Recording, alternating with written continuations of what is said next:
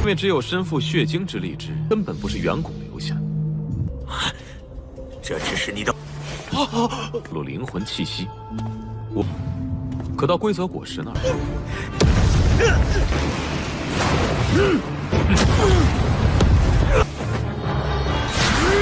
交给我。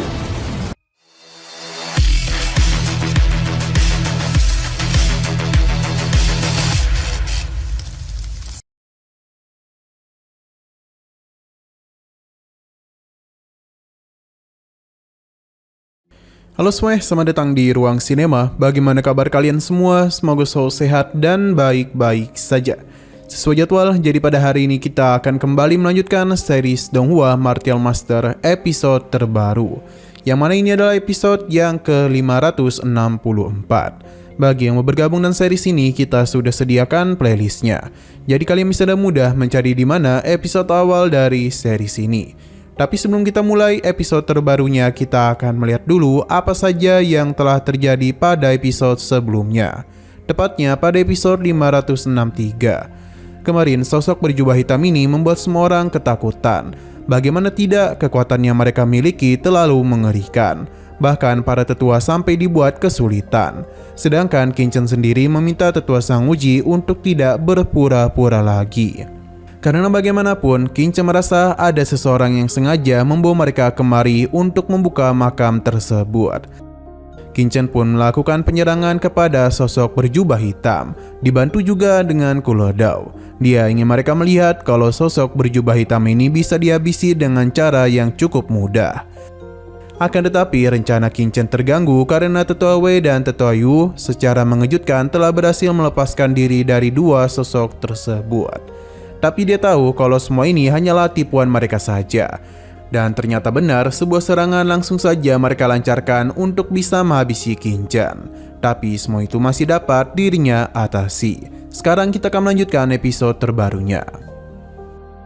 Semua orang di sana bingung apa yang telah terjadi. Sang Uji pun menjelaskan kalau mereka harus segera menyerang Qingchen sebab dia telah menggunakan sebuah jebakan yang mengerikan. Namun mereka masihlah ragu karena sejak tadi Qingchen justru melindungi mereka. Qingchen menjelaskan kalau ras asing telah memasuki tubuh Sang Uji. Dan alasan mengapa mereka dibawa kemari adalah rencana yang dia ciptakan. Qingchen meminta mereka untuk berlindung kepadanya jika tidak ingin mati. Hal itu pun membuat orang-orang di sana bingung harus mengambil keputusan apa. Tidak ingin melihat mereka membantu Qingchen, jadi Sang Uji langsung saja melakukan penyerangan kepada tetuanya sendiri dan langsung saja menghabisinya. Hal itu juga terjadi ke beberapa orang lainnya, yang akhirnya ini pun membuat mereka sadar kalau apa yang Qingchen katakan memang benar. Namun hanya ada beberapa orang saja yang selamat karena tidak sempat berlindung di belakang Qingchen.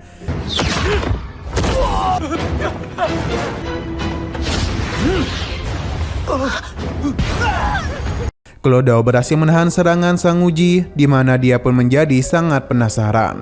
Sejak kapankah Qingchen menyadari semua ini? Qingchen yakin kalau dia menganggap rencananya berjalan dengan lancar tanpa membuat kesalahan apapun. Padahal ada begitu banyak kesalahan yang telah dia buat. Seperti di tempat 10 pilar, alih-alih melakukan pemeriksaan dulu, Sang Uji langsung bertindak seakan-akan mengetahui begitu banyak informasi.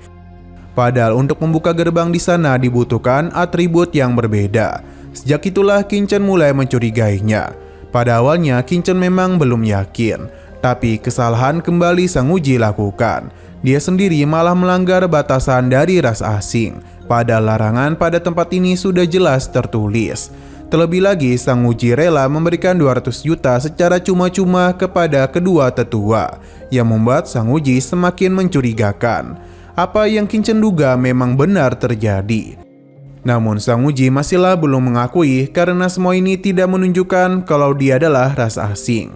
Qingchen mulai menyinggung tentang sutradara sebelumnya, di mana hal itulah yang membuat dirinya semakin yakin. Karena dia merasa kalau batu darah itu sepertinya ditinggalkan secara sengaja oleh seseorang, padahal tempat ini sudah lama tertutup. Sang Uji memanfaatkan hal itu agar mereka menyerap kekuatan meridian darah. Dengan begitulah dirinya bisa memasuki tubuh mereka dengan mudah. Selain itu, napas jiwa juga tidak akan terlalu berbeda dari pemilik tubuh aslinya. Semua dugaan yang Qingchen katakan memang benar adanya. Karena hal itu telah mengejutkan Sang Uji. Qingchen juga tahu tujuan dia membawa mereka kemari agar rekan-rekannya bisa dapat memasuki tubuh mereka, sehingga tidak terjadi hal yang mencurigakan jika mereka nanti keluar. 因为只有身负血精之力之人，根本不是远古留下。这只是你的入灵魂气息，可到规则果实那儿， Qiansu pun penasaran siapakah mereka yang sebenarnya. Qingchen pun mengingatkan kalau mereka ini adalah orang-orang yang berpakaian hitam yang terus bersama dengan kelompok tim penegak hukum dan istana Piao Miao. Mereka ini bukanlah manusia, melainkan keturunan dari ras iblis yang dulu sempat menyerang benua Tianlu. Rahasia mereka terus dibongkar oleh Qingchen. Bahkan dia juga tahu kalau orang-orang ini sengaja membuka benua iblis agar semua orang kuat dapat memasuki tempat ini, supaya mereka bisa mengambil alih tubuh mereka.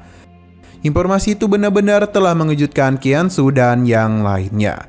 Bahkan Sang Uji tidak tahu Qingchen bisa mengetahui rencana mereka sebanyak ini. Jadi atas apa yang terjadi, maka dia menjamin tidak ada satupun dari mereka yang bisa melarikan diri dari tempat ini. Mereka semua pun langsung saja mengeluarkan energi besar yang bisa membuat mereka terpental. Sang Uji pun menciptakan sebuah serangan untuk dapat menyerang Qingchen melalui para bawahannya.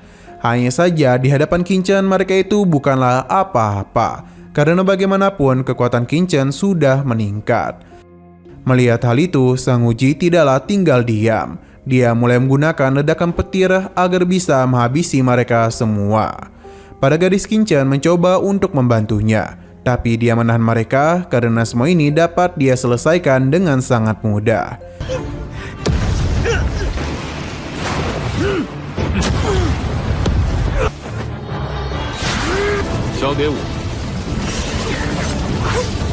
Qingchen pun mengeluarkan pedangnya dan langsung saja melakukan pertarungan dengan Sang Uji. Dalam pertarungan itu terlihat dengan begitu jelas kalau serangannya tidaklah mampu menembus pertahanan yang Qingchen bentuk. Dia pun begitu kesal karena sejak awal Qingchen sudah mengenali dirinya. Namun Qingchen sengaja memasuki tempat ini yang mana hal itu seakan-akan telah meremehkan dirinya. Ia pun berjanji akan membuat Qingchen sadar kalau keputusannya untuk bertarung dengan dirinya merupakan kesalahan besar. Sayang sekali Sang Uji ini terlalu percaya diri karena bagaimanapun kekuatan Qingchen jauh melampauinya. Bahkan meskipun dia dibantu, Qingchen tetap dengan mudah memukul mundur mereka. Dengan nada meremehkan, Qingchen menanyakan apakah hanya ini saja yang mereka miliki. Sang Uji pun semakin tidak percaya bagaimana bisa dia sekuat itu.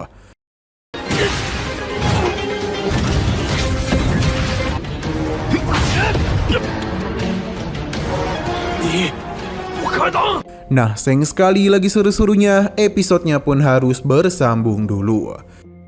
Namun sebelum kita akhiri, seperti biasa kita akan melihat preview bagian selanjutnya, di mana pertarungan tentu saja masihlah terjadi.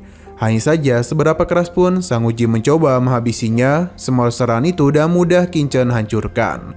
Dia merasa kekuatan orang-orang ini tidaklah sekuat apa yang dia bayangkan. Hal itu pun membuat Sang Uji marah dan meminta para bawahannya untuk mengerahkan seluruh kemampuan yang mereka miliki.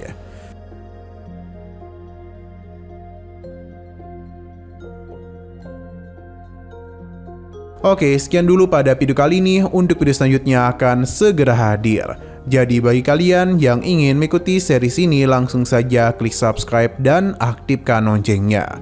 Terima kasih yang sudah menonton video sampai habis. Jika kalian suka pada video ini, klik like dan share ke teman-teman kalian tentang channel ini. Dan ditunggu aja kelanjutannya. Oke, sampai jumpa di video selanjutnya.